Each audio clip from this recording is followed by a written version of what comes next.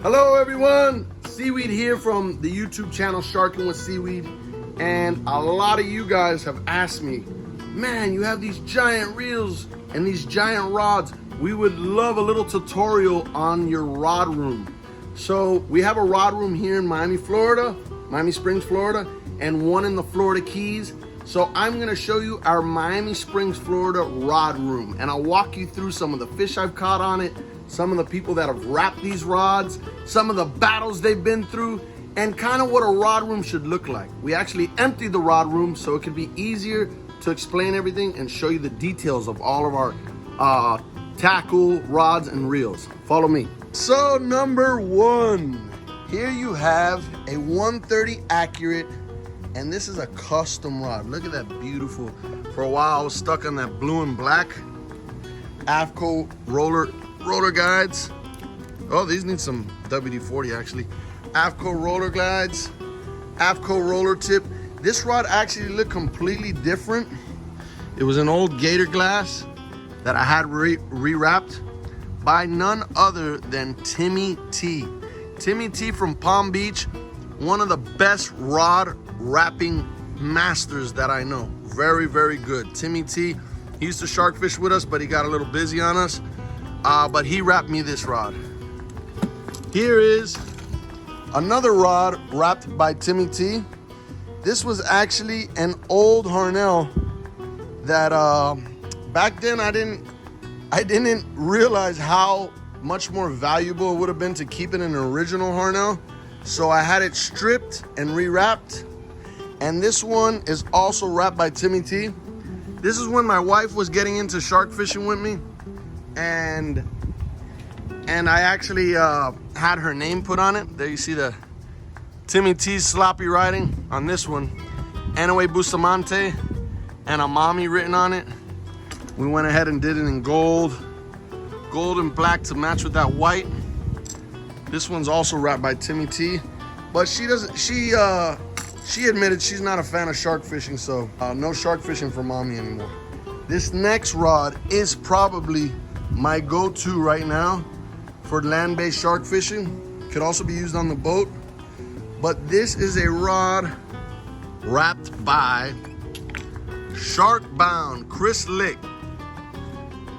Beautiful rod with our, let me get it sideways for you guys, with our Sharking with Seaweed YouTube logo. See the hammerhead with the Sharking with Seaweed? Look at this rod. This is a beautiful, beautiful rod.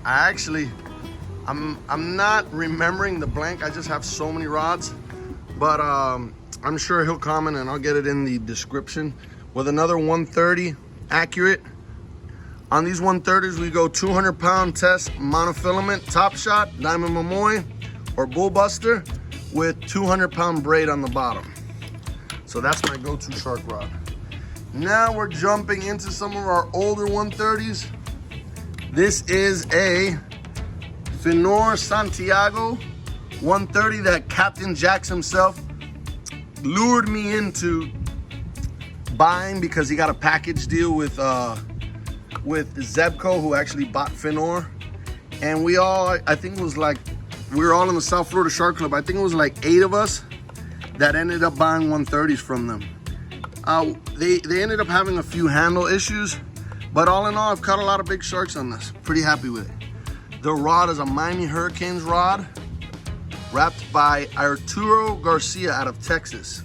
That's his emblem, ACR Rods. Beautiful rods. You know, you had to put the seaweed on it. And the Miami Hurricanes Ibis on it. Another beautiful shark rod. Here's your 30 wide Tiagra with a stand-up boat rod. That's just a Shimano rod. Here is a slow pitch rod that Ricky Palermo hooked me up with. Check out his YouTube channel. It's Florida Fishing Channel. Good guy. They told me to get an accurate, but I'm not much of a slow pitch guy, so I settled for the Shimano Torium. Has pretty good gear ratio, pretty fast reel, and I think it's like 1/3 of the cost of the Tiagra. I'm sorry, the accurate that I was supposed to get. Here is a rod, guys. YouTube followers, subscribers, my friends, family, do not think that you have to get custom rods that cost $700 like this one to catch fish. There a lot of my rods I found at marine flea markets. This is one of them. This rod has caught hundreds of snooks, hundreds of tarpons, hundreds of sharks, big snappers, everything you can imagine. Look at all those battles that rod's been through on those bridges. That rod is battle tested. And this is a custom rod that this guy Patrick, probably had made in the 80s. And it was for sale at the marine flea market. Beautiful guides.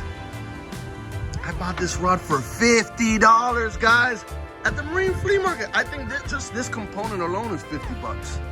The reel seat alone, I think, is 50 bucks.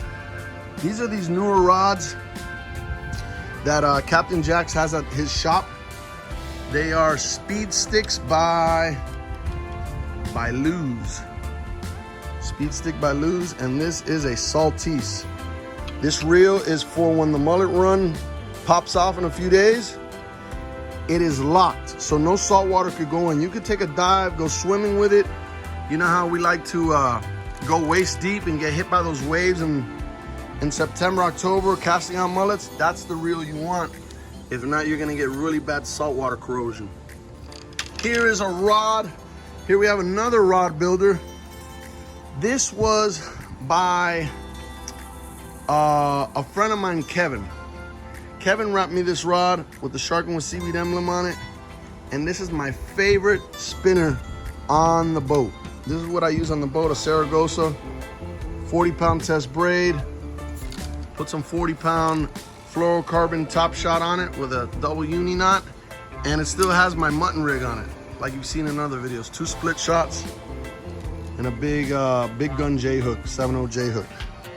My mutton rod. Got some lobster nets over here. Let me take you a look. If your spot is not looking like this, let me give you guys a little view of the lake. Beautiful lake. So if your spot's not looking like this is one rod room I empty. You got over here boxes full of shark rigs and aerators. Not sand spikes. What are these things called? These are the weights we use for shark fishing. Barrett plate, old 14-0 Senator, bucket of old Senators and bait runners.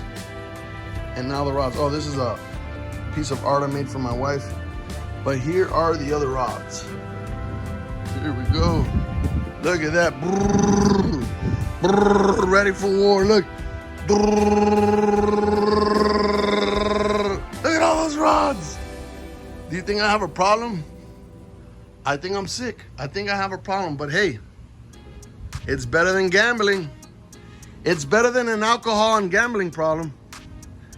I actually come back with stuff. This is an investment. Hey, if your wife gives you a hard time, guys, fishing is an investment, okay? This rod right here, that rod right there, any of these rods, yeah, I spend $400 for the combo, but I catch about $10,000 of fish before it breaks or I lose it. So that's a great return, if you ask me. You wanna go to a fish market and buy grouper fillets, or do you wanna buy a rod to catch them? Do the math, honey. Tell your wives. So this rod is very dear to me. I actually bought it from my friend, Jonathan Wozar, who passed away a few years ago. One of my best friends. I had it rewrapped by Timmy T, as you see his rudimentary writing there again. Wraps beautiful rods, but has handwriting like my daughter Lindy. But nonetheless, one of the most beautiful rods I've ever had wrapped. Look at that. This caught the biggest shark I've ever caught. A 12, no, it's not the biggest I've ever caught. The biggest shark ever caught from land was landed on this rod right here with this reel right here. That 14-0 Senator with 150-pound mono, straight mono, and this rod. This is a XXX Gator. A meat stick, solid rod, excellent rod. Here you have some spinners, simple stuff, some custom rods. Lindy, my daughter, Brianna, Bree, my other daughter, their little yellowtail rods. Here's a black tip surf casting rod. Some other rods I bought at the marine flea markets. Ugly sticks, pens. Other rods I bought at marine flea markets. Oh, look at this one. This is an old Fenwick. Look at this custom build. Stewart, made in Stewart aluminum butt. Another Miami Hurricanes rod. This rod is so solid. Look, Dante Bustamante. These kids are beyond inheriting properties. They're inheriting some nice rods, I'll tell you. This is a beautiful beef stick. This rod here, this is a rod you want to use for some tuners, some wicked tuner fighting. Kind of heavy for the beach. I don't really use it much. I may just hang it up in one of our houses. Here's another custom rod, one of my favorite snook rods. ACR built me this rod. Beautiful, beautiful. I think he calls it a rain shadow or something. That's the blank. Another Miami Hurricanes rod, nice and long, double grip. You got the custom seaweed on that baby. Love this rod, love it.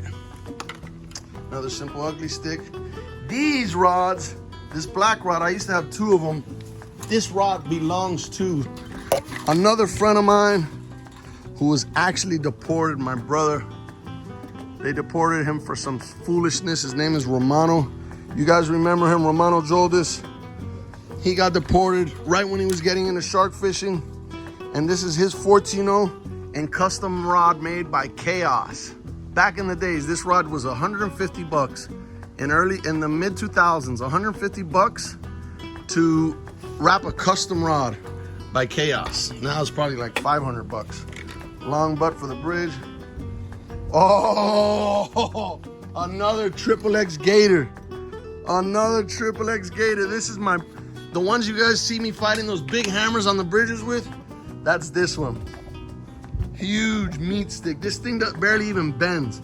We did a video on TikTok and I'm setting the hook with this with Captain Jack's Raimundo screaming in the background out of excitement. And the thing got 15 million views, 15 million views. But this is my big meat stick. This thing barely bends. We had some kids from Maryland just catch a jewfish on this 2 weeks ago. And the reel's a Penn Senator 6 Tino that I got from my friend Evie, old South Beach Evie. Stopped shark fishing and he says, man, seaweed, the only person that I want to have this reel is you. And I still fish it. Moving on, this was a custom built old Lake Worth rod for the Bonita run, the Bonita Blitz, big snooks, 12-foot rod wrapped by a guy named Justin. He gave up fishing like a lot of them do, guys. You're gonna notice there's a lot of guys that blaze a nice trail, get into fishing, get into shark fishing, and then they're just off the radar, get caught up in life. They have kids or just move to cheaper areas into the Midwest or whatnot. This rod is a custom rod I got from Tar Baby, Kevin Pagan. Beautiful blue and black. The white rope wrap, old school. Dante Bustamante on it. This rod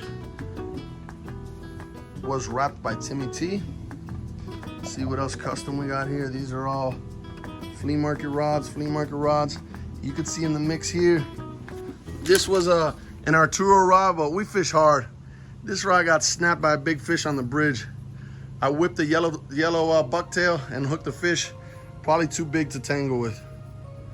He busted this rod. Got the old seaweed on it. I'm still keeping it because I love it. And here's another Arturo Garcia rod. Beautiful rod. Beautiful rods. You see the Santiagos, the Pens. There's a bent butt. Anything else custom over here? No, these are all from the stores. All from the stores. Big custom cast net. My buddy Kiki Ferrer and Tavernier helped me purchase. Got the Ballyou tackle boxes. Man, we're loaded. Bridge gas. Our house is all about fishing. I hope you guys enjoyed. If you have any questions, I mean, you don't have to have this many rods to get the job done.